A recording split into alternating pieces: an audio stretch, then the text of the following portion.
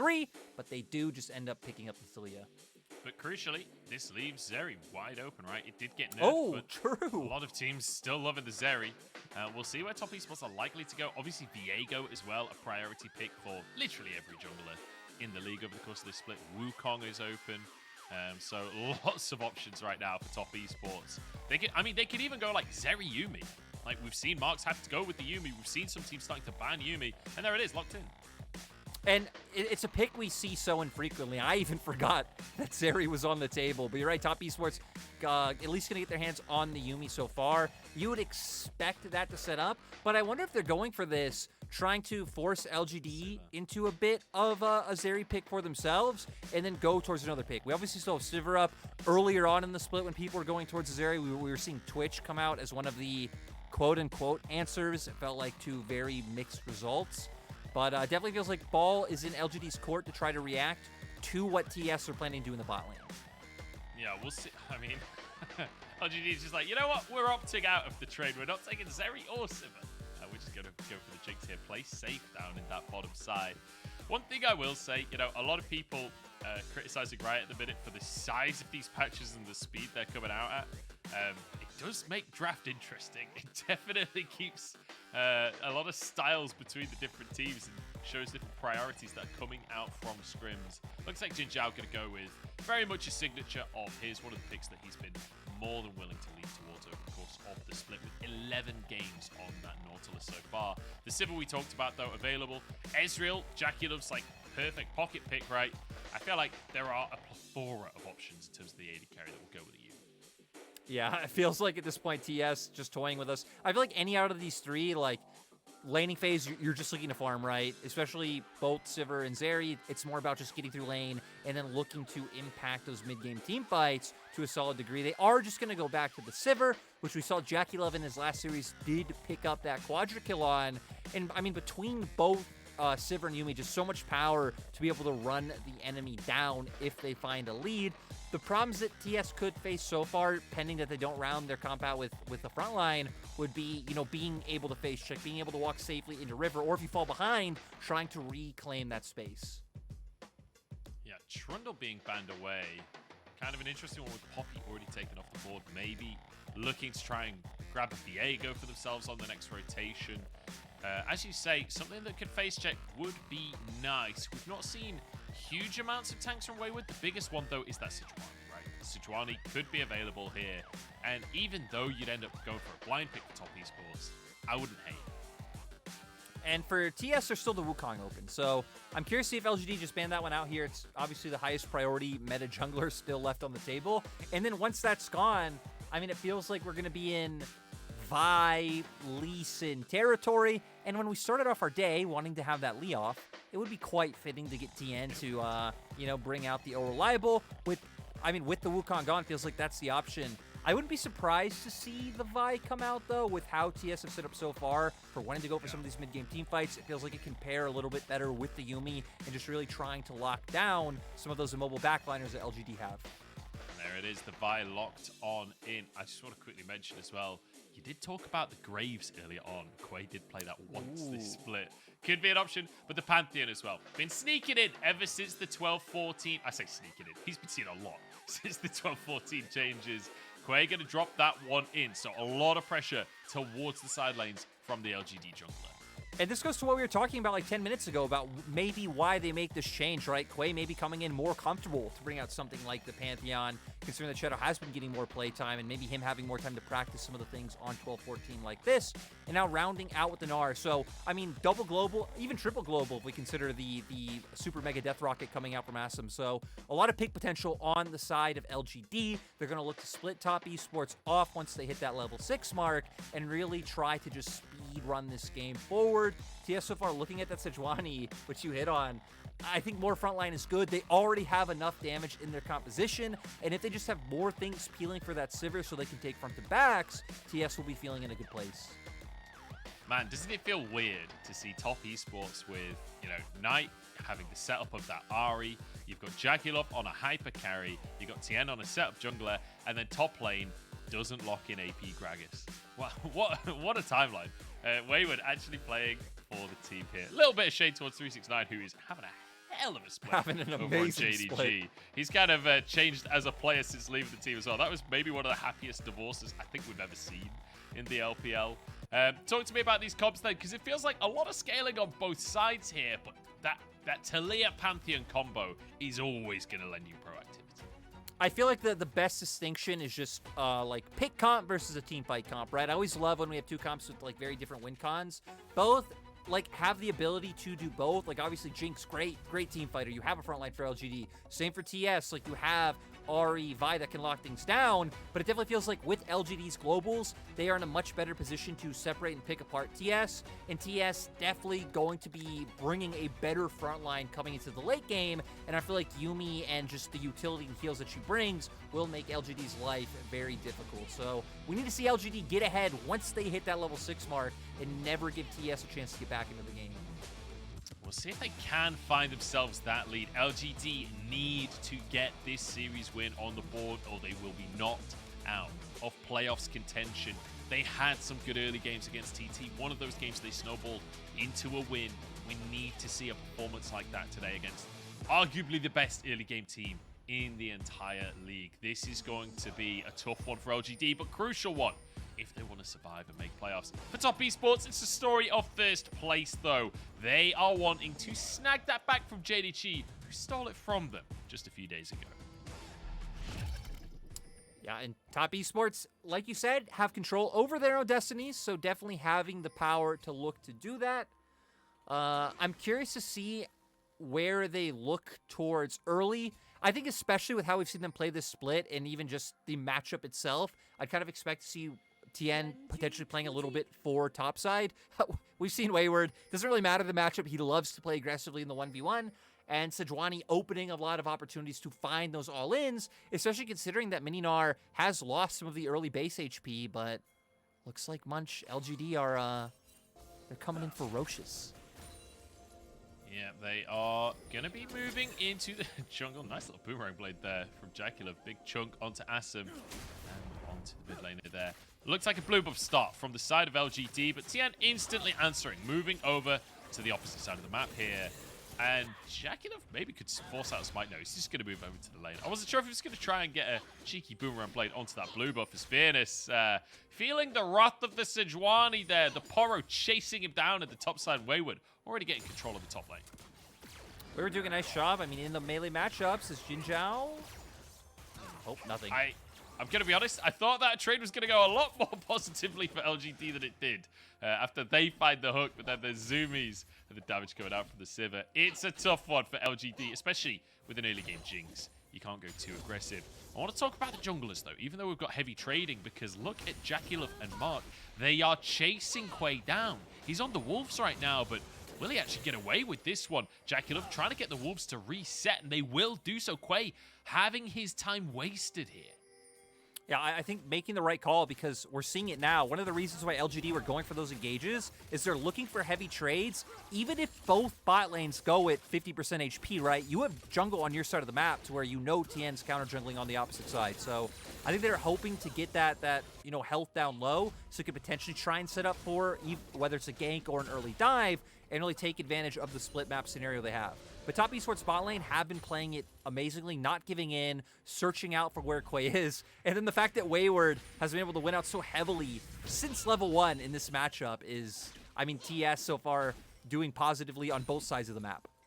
Yeah, I mean, really great start from Top Esports, as you would expect, right?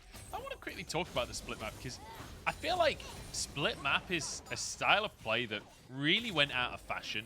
Like last year and for most of this year. We've been starting to see it sneak in, though. Like, recently, I feel like I've seen 2 or 3 games with split map scenarios. Do you know why that is? Why that change has come back into the meta again? I think we typically see it still when you have some bot lane matchups, like especially with enchanters coming in, that can be like easily dove or easily exploited if they aren't able to get pushed, right? So we've been seeing it more with things like Lulu, Nami, obviously the Yuumi. This was one of the old ways you try to counter out, is split the map early, try and set up some kind of early heavy trades and dives, and now teams kind of taking advantage of that, because it's become a lot harder to look for dives coming into this season, and especially with a lot of matchups and a lot of tankier champions, even if you ignore some of the turret changes coming in, right, it is just a little bit of a hassle. But now we see Tian looking for a bit of proactivity on the bottom side. Yeah, I think just hovering to make sure that JackeyLove and Mark can just shove this wave in, get it underneath tower, and go for a reset on that cannon wave as well. Looks like they'll be able to finish the wave off. It will likely go for the reset here. I'm a little surprised LGD don't freeze this, but I guess wanting to make sure that they can threaten the push themselves. JinJiao can look for the hook here, but he's a second too late. Oh, that's a heartbreaker for JinJiao. Obviously, he couldn't see that, but yeah, just a millisecond too late on denying the recalls. I gotta say, Munch, his hook did still connect to something. In my mind, that is a 100% success rate. You know, it doesn't matter what it was. It still didn't miss. Exactly. You know, when you're 2 and 10, we look for the bright spots. As you know, Fearness is Fiora, very dominant in the lane. Sadly for him, because of the cross map for his side, hasn't been able to exactly find the most aggressive or best trades to come out ahead of Wayward. And yeah, you know, maybe Quay though, you solo kill Wayward here, Munch. That's the play. I don't know if that's happening, buddy. I'll be honest. Wayward having Ignite and a level up on him, I don't think Quay wins those. Drake is now on the map though, so perhaps we could see some proactivity from the junglers towards that one. As you can see, Tian. Your imagination's too small, Munch. It's too small. I mean, look, I don't think that the compliments you're trying to give LGD are the compliments that you think that they are.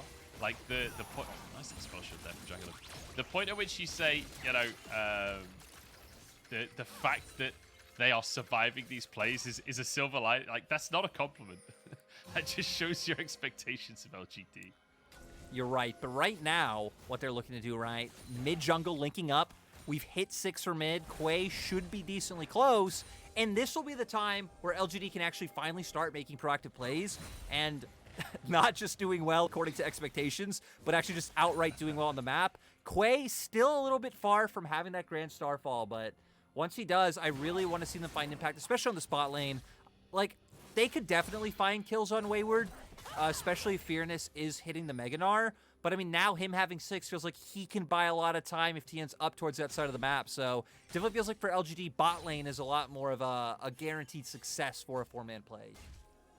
Yeah, well, you know, as much as it can be against top esports, I don't know if you can ever call it a guaranteed success when you're trying to play versus JackeyLove and Mark. These two are exceptional, especially this year. And you can see a 10 CS lead built up by JackeyLove already in this game. A minor CS lead in that mid lane, but crucially, up in the top side, Wayward doing a really good job. There is a frozen wave there, though, for Fearness, so you should be able to close that gap slightly. But so far, the laning going well for top esports, which honestly has been the story of this entire year. Yeah, I mean, top esports laning phase, just one of the best teams we have. It feels like, I feel like all 3 lanes, there's nowhere we even look at it like, it's a little bit good as Grand Starfall. Straight away down into the bottom side with JackeyLove, spell shields to stun, and then goes the Pantheon ult. So Quay making an attempt, but denied by JackeyLove. Yeah, and I feel like Pantheon's one of those champions, like how we would think of things like TF or Galio, that it really feels like when you find the windows, they have to be impactful because then it's on such a long cooldown as Tian now. HiChao going to be locked up, charmed up, and taken down. Beautifully done here by Top Esports. Starting strong, answering the play in the bottom side with a successful gank in the mid lane. Great job by TS. Spot out the jungler, know the opportunities there as Fearness trying to find some aggression of his own, isn't able to do it. And I kind of like that we're zooming in on top now because we're at the 8-minute mark. Herald is on the board, and LGD actually the team to start moving first. But with how successful Wayward's been in lane, and even just how the matchup goes, I'd really like to see TS be the team to prioritize and find this first Rift Herald. Wayward finding a flash there as well while you're talking. Aggressive trades and successful trades from Wayward. Still has that Ignite as well. We see quite a lot of the top laners being very aggressive with their Ignite usage, often using it a little too early in a play. Saves it, waits for the flash to be down. Now, next time around, if he ever gets Fearness in that kind of spot again, will find a kill. Let's take another look at the play mid, though. Instantly in with the ultimate from the bag and the follow-up from Nice Pit. I mean, just really nowhere to go for HiChao. Wave wasn't even pushed too far forward. It was in a little bit of a neutral position. But, I mean, when you have Ahri plus Vi, able to close so much distance, feels easy to go for. But LGD now doing Herald. Top Esports, I said, I want to see them contest, but looks like they might just go to the opposite side of the map. You had a winning top lane matchup. We saw Knight finding success in mid. And I mean, the fact that LGD are getting an objective pretty much for free, just feels like TS wasting a little bit of time just trying to find their own jungle camps and looking for those resets for items. Yeah, it looks like JackeyLove wants to stick around this bottom side, put some pressure onto Assum here, and maybe look to find some plates. But look at this, Tian. Not going to waste time completely as he moves into the jungle. Fearness taking a bit of a chunk from Wayward, but now he's on the range side of that matchup. He gets to chase Wayward down a little bit, turning into that Mega Gnar, but won't really find an opportunity to all in on the top side. I want to look at this jungle, yeah. Tian, Knight, JackeyLove, and Mark all moving in. Red buff taken here. A rocket flying out from Assum, trying to steal away the red buff. Won't quite happen for them, but surely Drake is next on the menu. I wonder if they're going to go for it, because with Drake becoming so much tankier, I feel like in these past 2 days we've seen teams be actually hesitant to take early Drakes, despite the fact that the buffs are larger and, you know, Riot, we're wanting to promote more action. It just feels like it could be a little bit of a gamble. You started up, you're giving the enemy team so much time to react. And with no deep vision in the enemy topside jungle, yeah, we're not going to see it happen. If they had some wards down and Kanoquay was up here now, or that the lanes trading sides was coming through, they could go for it, but not going to have that information. I just want to quickly take a second here, Lyric. You know, we see LGD get that Herald, but in the meantime, we were sort of criticizing Top Esports for not getting anything done. What they've been doing while people were moving around for Herald and all of that is just get an advantage in every single lane. Like Wayward, 15 CS up, plus 2 plates. You've got Knight, who's 10 CS up. You've got JackeyLove, who just got on a reset, so he's about to catch a wave, so he'll build that lead back up to about 10 once again, like it was before. Feels like Top Esports, while not ahead in any neutral objectives, you can see in the gold difference, only off of 1 kill, over 1,000 gold ahead. Tian, though, might walk into an ambush here. You can tell he knows something's up. He's real suspicious of this one. JackeyLove going to move forward with that spell shield, and played beautifully by Top Esports. Honestly, Top Esports of last year, Top Esports of spring, would have just face-checked that brush and died to it. Not anymore. This is a reserved, smart team now. It's kind of weird to watch, honestly.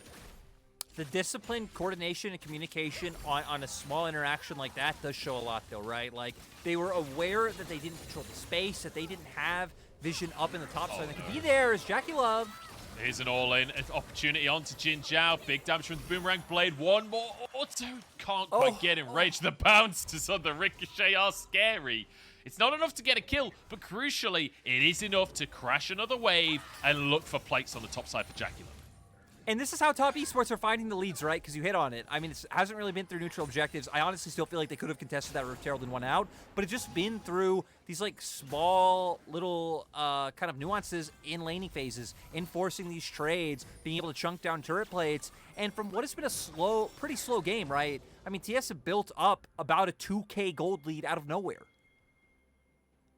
It's kind of insane, honestly. And look at this. They're waiting to see where LGD go on the map. They're just following Assum and JinJiao. They will not let them escape this matchup. They will not let Fearness escape his matchup either. And they're leaning towards this bottom side. They haven't yet spotted the Jinx on the map, which is about to walk over a ward. And there you go. The change in position from JackeyLove immediately starts pathing up towards the top lane again. And Fearness. Oh no. Oh dear. Oh my poor dear Fearness up in the top side. He actually almost got solo killed there, but Tian comes in just to finish the job. Nicely done here by Top Esports. And once again, you get an opportunity for Wayward to get onto those plates. Herald does get the charge on the top side. Assum getting a bunch of gold there. JackeyLove being zoned away by Quay and JinJiao, but unafraid in a 2v3, uses the cleanse, gets knocked up. Knight moving on in. JackeyLove low on HP though, and taken down. Too aggressive from the side of Top Esports. The kitty taken too, as Knight looks to answer here. Big damage onto Quay, and he ain't backing away. Nobody afraid on the side of Top Esports as they continue to scrap here. Knight in a 1v3 going forwards, gets under the tower, trying to clear this wave. But LGD will finish this. I was going to say, like, no one at Top Esports is afraid, but they definitely should be afraid. I love LGD not backing off, not getting timid in the face of Top Esports, kind of playing over aggressive. Haichao's able to show up. They're able to get good chunks of damage down with these seismic shoves.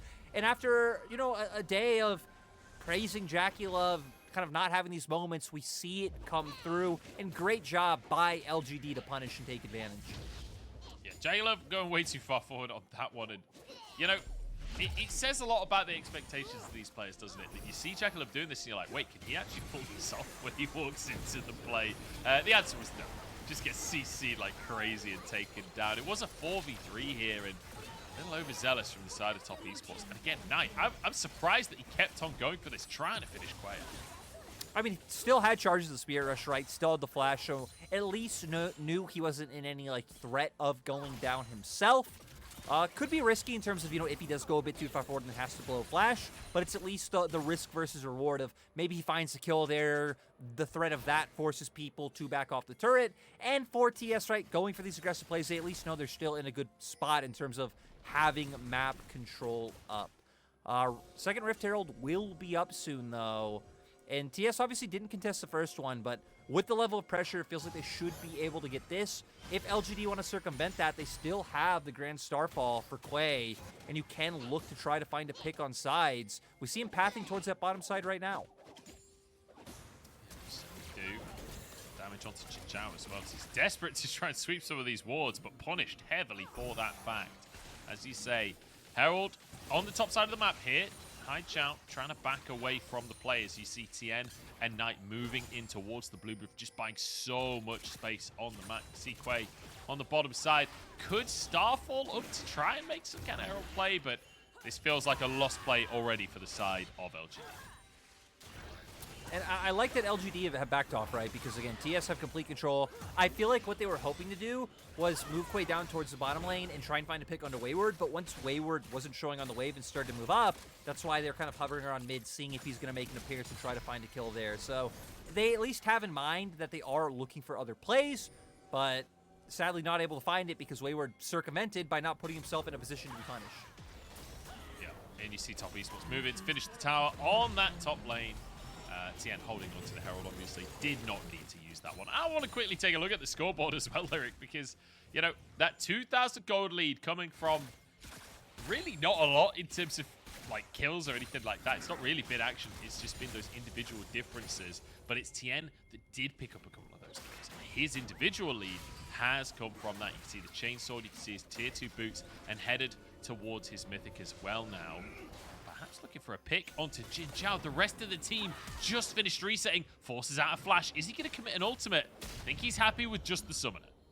Yeah, great job by Tian to be able to get that. I also want to hit on, I mean, like you said, Kempunk Chainsword was one of the things that got hit on this patch. The cost was increased. And the whole selling point of that item and why everyone's been buying it first is because it was 126% gold efficient before.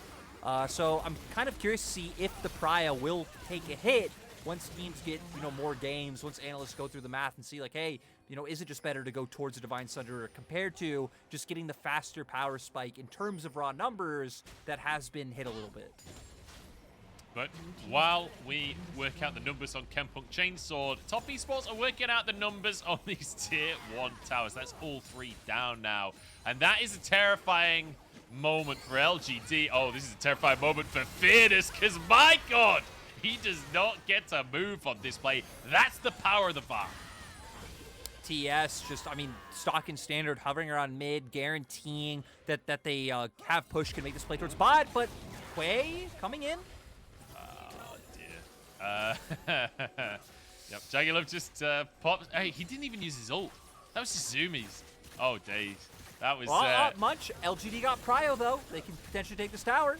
Oh, TP? Is this actually going to finish? No, it's not. Yeah, I thought that was a little overzealous on the TP there. Wayward's TP on cooldown. Trading a tier 1 in the mid lane for LGD for the tier 2 down in that bottom side. Not really ideal for LGD, but at least they got something. Yeah, because when you are behind like this, right? I mean, realistically, finding an opportunity to take mid turret will be hard. TS still in control. TS are trading up. But the fact that LG are getting anything is a win for them. But now TS going to be looking to force their way into bot side river and start getting some more vision down. They have some pretty good deep wards like we can see in the jungle. They're actually going to spot out Fearness right now. But at least having the information, they can try and bring Knight in with TP and, you know, look for an aggressive flank coming through. Everyone stacking up for a Drake. Oh, We're just going to have a fight. Boomerangs flying around, though. Keep your eyes on JackeyLove, shredding through the support currently. Quay on the front line as well. Oh, big Gnar from Fearness. JackeyLove flash out to the backside of the play as Knight gets into the mix as well. Resets for days on the Ahri. And LGD annihilated. And we saw LGD slowly get whittled down by the ricochet from JackeyLove.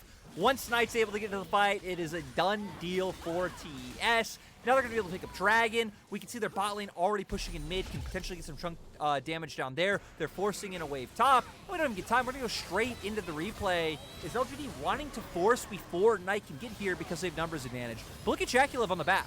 Like, sure, he just got ulted in, but he's already done so much damage to both Haichao and Quay. And then once Knight gets in and is able to start finding these charms, it really just sealed the deal for the side of TES. Look at Knight's build. Oh, I can't look at Knight's build because look at the damage. Exactly. JackeyLove, 5k damage in that fight. That's more than we see for entire games of AD carries half the time in LPL when a team is falling behind. But look at Knight's build, man. Everfrost into Lichbane with a 10-stack Medjais. We're 20 minutes into the game. How does he have this much gold? I don't know. He's going for... I'm definitely going to be able to trade and be able to burst people down in these side lanes. Going to get a lot of value out of that Spellblade passive as well if anyone opts to trade with him. And I like TS to just keep defaulting to answering sides before looking to make these plays. I feel like this is one of the problems that TS had before, was kind of mismanaging or not being able to play around their sideways correctly, but doing so now. But LGD looking to be cheeky. Yeah, and they go. JinJiao the target to start this one off. Quay as well there. JackeyLove forced away by Death Charge, but on the other side of the fight, so was Haichao, and he's taken down Fearness. In Mini-Gnar just TPs in, has to hop out immediately. Knight, in the meantime, has found Assum and using that Lichbane to great effectiveness. Quay next on the chopping block, and it just feels like Top Esports will not stop. That's a nice Gnar from Fearness, but it ain't anywhere near enough as Knight sweeps up another. And Top Esports, they just make this look like child's play. Top Esports were playing slow, finding their lead, being tempered, knowing they could build up those advantages just from their laning phases. But once they have found this significant lead, they're just completely bursting onto the scene, finding tons of kills. And again, they're just so smart being able to spot out these plays. I believe they had a warded enemy jungle to spot this out. So they send Tian in. They instantly lock Haichao down. Wayward not too far away to be able to follow up. Somehow Knight able to get to the back line as well. Assum, sadly, the chopper's not able to do enough. You already hit on his build earlier and how far accelerated he is, and they're just very easily able to run down the members of LGD. Feels like the MVP in this play was just the vision spotting through and then, you know, being aware of where they were in that topside river. I mean, like, the damage that Assum took from Knight there, Orb of Deception missed. The Q, the big damage ability from Ahri, didn't even hit, and Knight still just one-shot Assum. That is terrifying. And we might end up seeing this build a little more often if you can do that kind of damage, because Ahri has not been a damage champion for most of this split. Hang on, I'm going to hold that thought. His Knight might not be a damage champion for much longer as he's getting chased out by 4 people here. The big play out from LGD onto Assum. Ghost Knight, Spirit Rush on out. Depth Charge is there. Weaver's Wall to lock him down. Can they finish him off? Assum survives! They've done it! Raid Boss Knight is down! But at what cost, Lyric? Exactly, TS able to force in through the mid lane. I get what LGD are looking for. You have to commit numbers advantage somewhere, but they're giving so much leeway to the other members of Top Esports. 3 turrets off that play. They also get mid inhibitor, and looks like they aren't going to slow down. Good God, this is brutal. This is absolutely brutal. They just dive. Assum is gone. See you later, LGDers.